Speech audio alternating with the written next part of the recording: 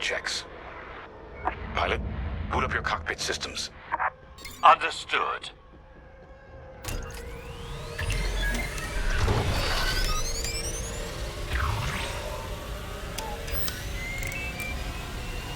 All systems up and running.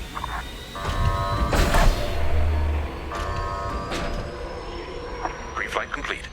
Let's get a clean launch. Lock onto my fighter.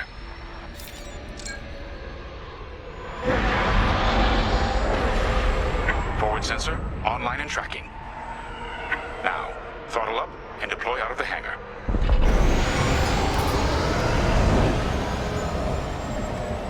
Alright, so Star Wars Squadrons came out earlier this month, and I've been playing it here and there. I decided, though, I wanted to push through, make sure I get a review out to you guys. I know it's been a while since I put out a video, but it's Star Wars, so I have to, I have to make a review. But Star Wars Squadrons, what do I have to say? Well, I honestly didn't really want this game before it was announced. Like I'd never sat down and thought to myself, oh, like a Star Wars Squadrons game would be great, a game about flying around with just the intent to fly and shoot and battle. And honestly, like when I first heard about it, I really wasn't all that excited. But then the first trailer dropped and I was like, oh, maybe this could be something, maybe it couldn't be. No, I just didn't know what to expect, especially with EA, and I was kind of iffy on it, you know what I mean? But Star Wars Jedi Fallen Order came out, and EA did a really good job with that game. I felt like maybe, just maybe, Squadrons had a shot here.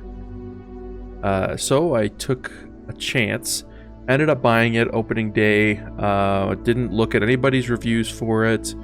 I didn't kind of preemptively buy it or anything like that. Like, I just kind of on a whim, on Star Wars loving fanatic emotion, bought Star Wars Squadrons, and I can honestly say I don't regret it.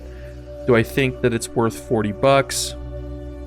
I think that's subjective. I thought it was worth it, but that's just me. I honestly had a lot of fun.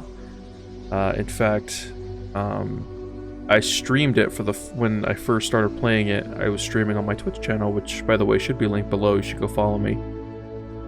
But I streamed it, and I had a really good time with chat while playing it. Chat seemed to enjoy it a lot, just in the sense of watching it.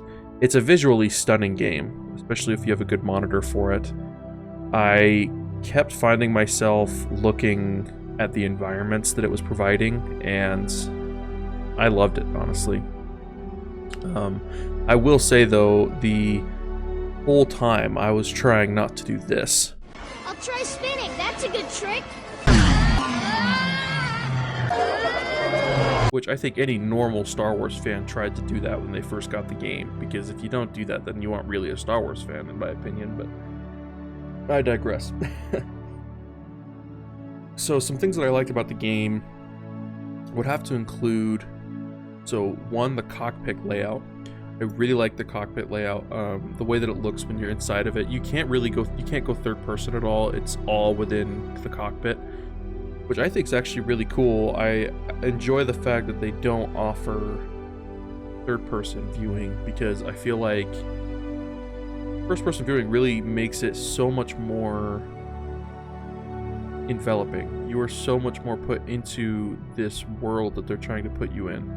You are an X-Wing pilot, you are a TIE Fighter pilot, you are doing all of these things that you've only dreamed of since you were a kid, and I think they did a really good job of that. They used the music really well to create the Star Wars ambiance.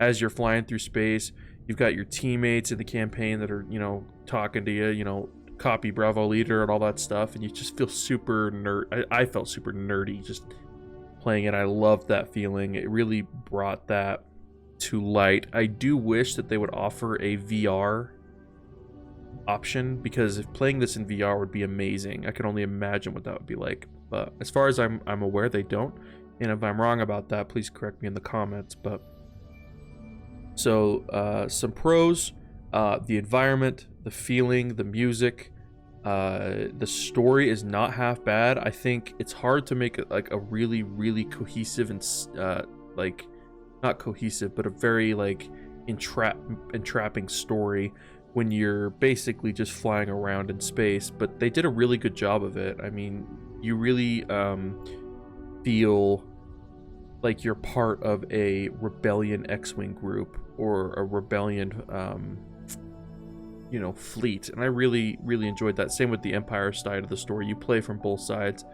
I do like that they did that. They show both perspectives, and I really think that it gives you kind of a good eye-opening experience in the case of like what it would be like to be in the Empire, what it would be like to be in the Rebellion. I really enjoy that, and it also helps you to highlight specific things about each side of the battle ships that you enjoy. So for example, like I am a very big fan of the TIE Interceptor, which is the fast ship that you can get on the Empire side.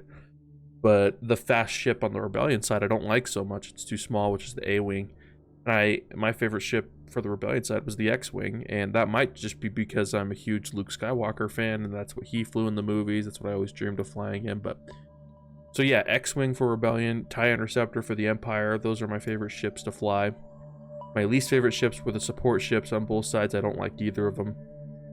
Really big and bulky, and I know that's what the whole point is of the support ship, but that was definitely not my play style, the support ship.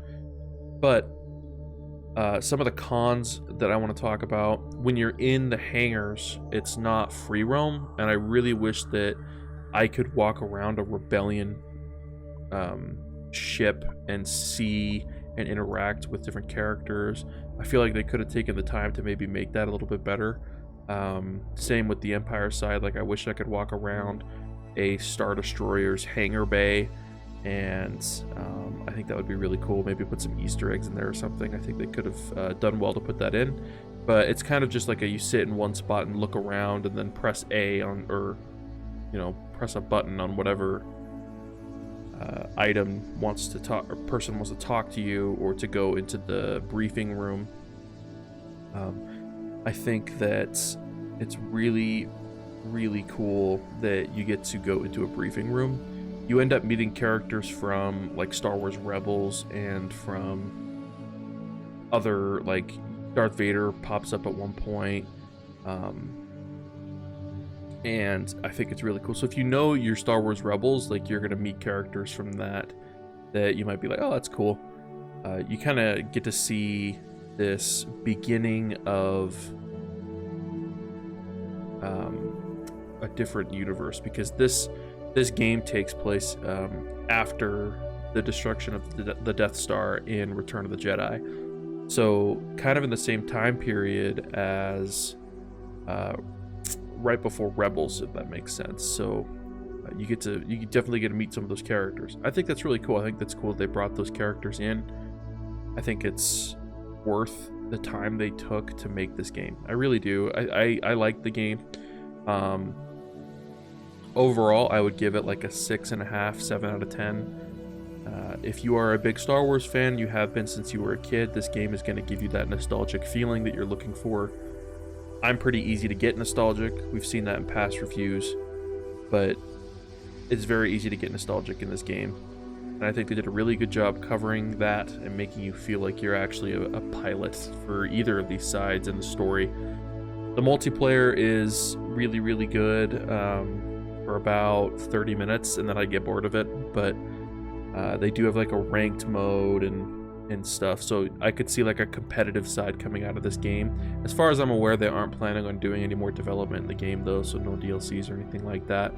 I think this was just a quick I think that's why I was worried about the game, was because it seemed to be just a big, a quick cash grab for EA and for Disney, but it ended up being good. It ended up being a really good game. I definitely appreciate the developers of this game. They did a really good job taking their time. I felt like some of the animations the pilots do could have maybe been refined a little bit, but other than that, I mean, it's just a beautiful game. The controls are really intuitive. It's easy to get a hold of flying around in a ship. But yeah, guys, so I definitely would recommend the game if you're a Star Wars fan. If not, maybe stay clear. Like, it's pretty repetitive. I can see why some people would think that. For me, it's worth the repetitiveness because I'm in a pilot seat of an X-Wing, and it works out for me. I really enjoyed it. Don't buy the game, though, if you are easily bored. Campaign took me about probably like a total of 5 hours, so it's not very long. So definitely keep that in mind. And multiplayer is pretty much just a few game modes that you can do, and nothing really more than that. I mean, I would love to get a group of friends together to play it with me. I did get to play it with one buddy one time, and it was fun. It was fun to play, and like call in backup if you needed it, and that was cool because you felt like you were in like a Empire Squadron with a friend, which that's a feeling that's pretty cool to experience. But yeah, guys, so overall I'd say, like I said, game gets 6.5, 7 out of 10. I really enjoyed it. I would recommend it to any avid Star Wars fan. If you're not a fan of kind of doing the same things within like a story, probably don't get it, but I thought it was worth the $40. I love that it is $40 and not 60. I wouldn't pay $60 for the game, to be honest, but I thought it was really, really cool to experience this game, and I definitely recommend it to you. So thanks, guys. I will see you on the next video. I am going hunting this week, so you won't see me for a little while, but make sure to go follow my Twitch. I stream every Monday, Tuesday, and Friday, and I hope you have a good rest of your day. Remember to keep it positive, and yeah, thanks, guys. Bye.